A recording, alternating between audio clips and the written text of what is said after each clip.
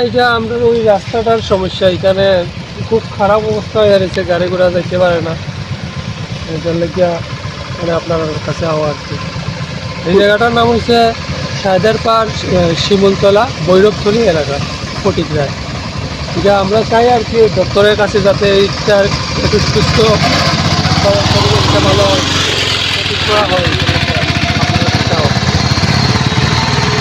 মানে কতদিন ধরে এই অবস্থা, কতদিন ধরে এই সমস্যাটা?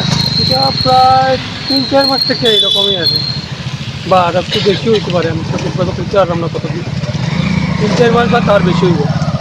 মানে বাইক সাইকেল লইয়া যাইতে মানে কষ্ট হয়? বাইক নিয়ে যেতে খুবই কষ্ট হয়, গাড়িও যেতে পারে না এরকম অবস্থা, জল জমে যায় বৃষ্টি দিলে। আচ্ছা, আপনারা কি চাইতেছেন?